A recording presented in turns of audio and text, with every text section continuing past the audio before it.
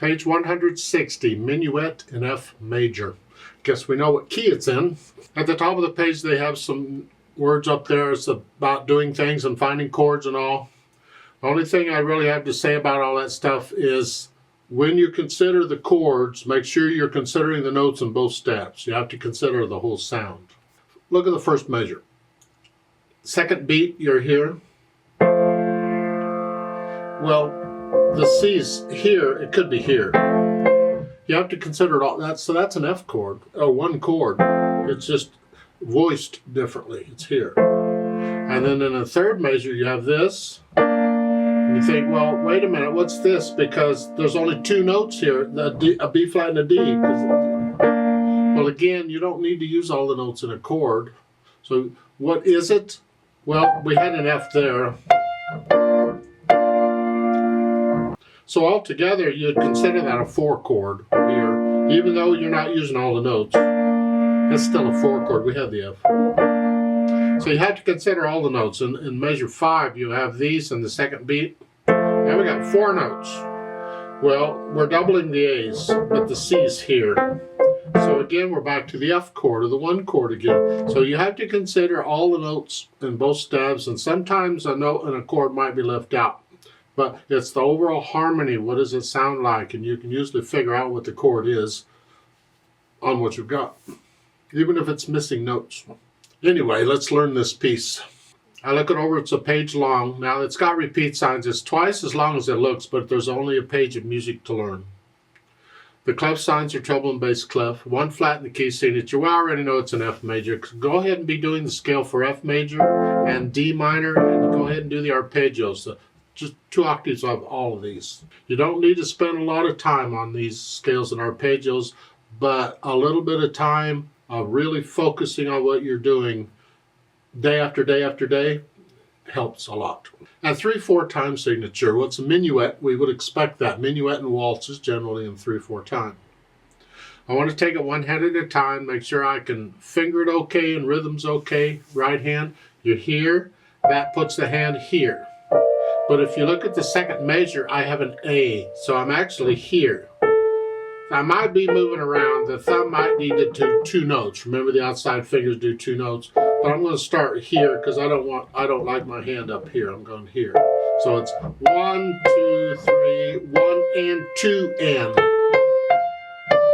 And then thumb is here. And if you don't want to be up here with the thumb, reach down and use second finger. Then measure 6, now we're going to come down. Well, again, the A is repeated. So we're doing that here. Well, now measure 9, you got to reach up here. You can move if you're not, your hands can't reach it. Otherwise, you just reach up and hit it here. You're going to lift up for the articulation, but I like to connect everything at first. So it's here. And measure 9. 1 and 2 and 3. Boy, this is fun. And then measure 13, you're back here, like you were at the beginning. Okay. Left hand, well, they want 5 and 3 here. That puts you in this position. And again, the outside fingers might need to cover extra notes. So that's all. Because in the third measure, the thumb comes up. The hand doesn't move, just the thumb. And then measure 7 is here. Reach down. We just crawl around. We do a lot of this on piano. And eventually you get to where you don't even have to look at the keyboard. You just feel these distances, eventually. So measure 7 again is here. Reach down, and scrunch up a little bit. Well, thumb, not second. Then reach out. And then measure 9 is just octaves. C's, lots of C's. And then measure 13, you're back like you were at the beginning. Put the hands together. Now, when I first put the hands together, I hesitate all over. I don't care. I just want to make sure the hands are working okay. So we're here and then here. And then thumb comes up. Please.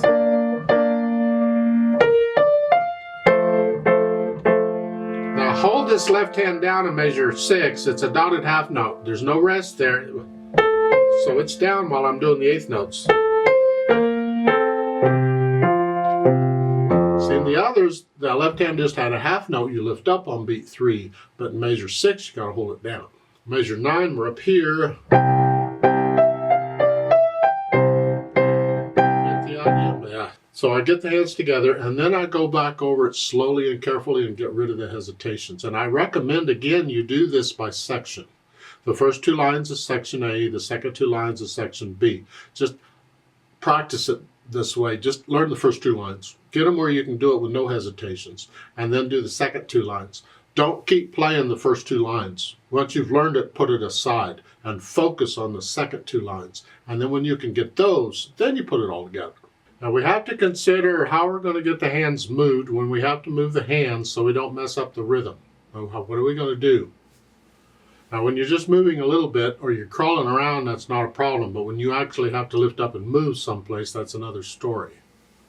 If you look at the end of the second line, you're here. When you go back to the beginning, it's okay. You just reach up for the F, and as you're playing that, your left hand comes up. Okay, that's fine. Then when you go to the third line, now we're here. Both hands are moving. What are we doing? Well, the articulation will help because that gives you more time to move in the left hand. I can go ahead and go there. And then when the beat is over, all I got to do is go here. So it's here. I do that. That's really what I'm doing. And this goes from here to here. And my hands are big enough, I can reach it. If you can't, you got to do that. But you may have to practice that move. It's the same thing at the bottom. When you repeat back to measure 9, you got the same move. So consider these hand movements and work them out. And if you get to where you don't need to look at the keyboard and you can do that without looking, you'll be even better off. Look if you have to, though. And once you have all together, then we'll add in the articulation. We have staccatos and flexing at the wrist here. And I'm on the key and I'm bouncing off each time here. This is not a fast piece. And measure 2 after the half lift up. It's like taking a breath.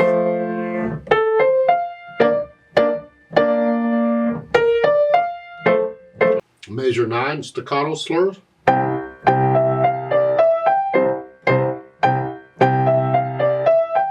Make sure on measure 10 you lift the left hand up on beat 1. It's important. Those first 2 eighth notes on measure 10 need to be by themselves. So once I've added in the articulation, then I think about the dynamics. MF at the beginning is mezzo forte, and that's the melody, which is the right hand. Whatever you think moderately loud is. And then you have a crescendo go up. They don't tell you everything. There are different ways of interpreting this. I would not start mezzo forte and then go up to forte immediately like this. I'm going to save the forte to measure 9. I don't want to get loud till then. So to do that on this crescendo, on this here, come down a little bit to like moderately soft and go up, back up to moderately loud. Ba-da-da. You want to go to here is what it's after. Ba-da-da. Go back up to moderately loud. So stay in the moderately loud area through the first section. And the left hand is soft.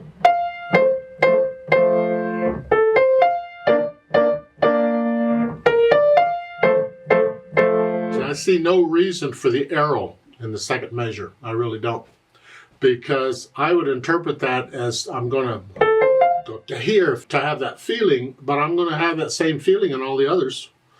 Like in measure 4, I want that every time.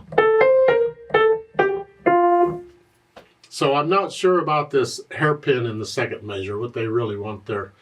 I think if I were your teacher, I would probably cross that out and just, you feel that crescendo. It's like feeling a natural accent. You feel it. Go to here is what you're after. Now, some people would interpret that as go up to loud and stay there. I don't. I'm going to save the loud till measure 9. Anyway, on measure 9, we are loud. The left hand's in the background. And then you're going to echo that. You're soft. The left hand's very soft. And then back up to like you were at the beginning.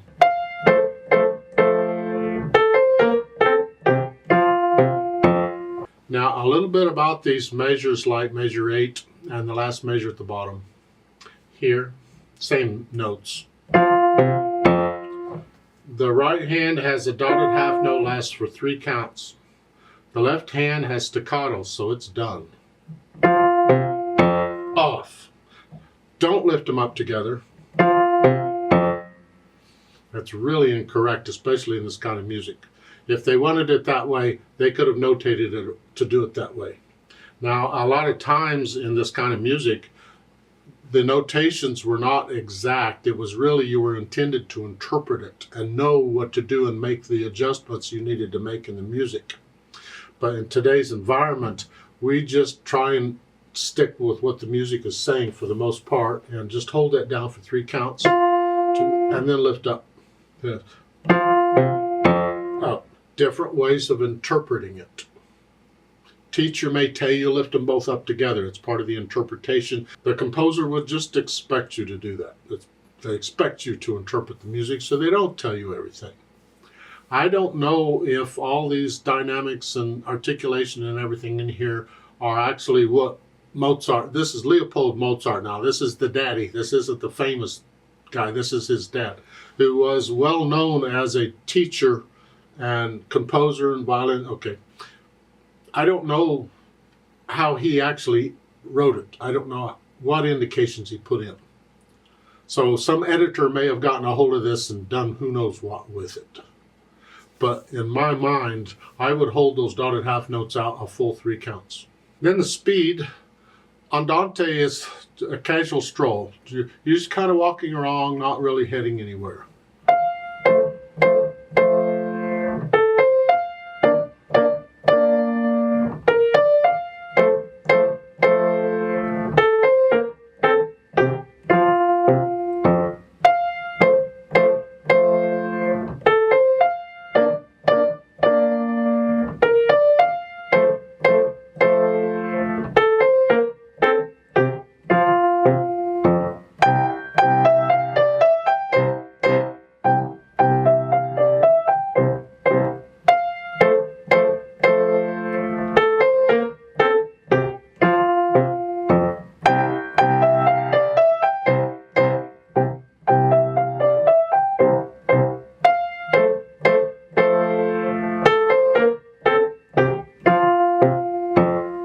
Please don't copy me.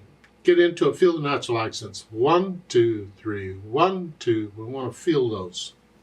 The repeat signs, hopefully you understand those. You're going to play the first 2 lines twice, and you're going to play the last 2 lines twice. Okay.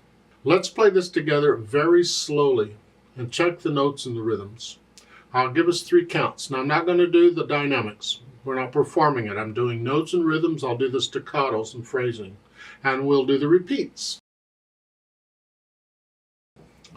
1, ready, go. 2,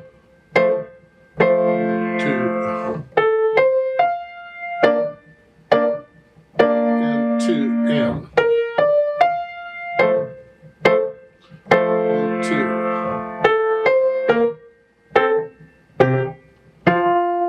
Repeat. 2, and 2,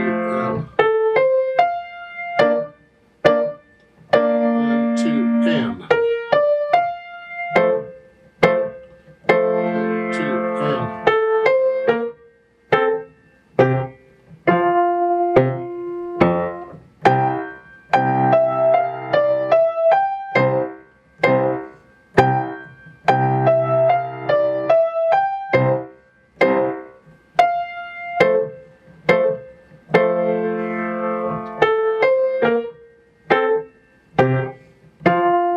repeat.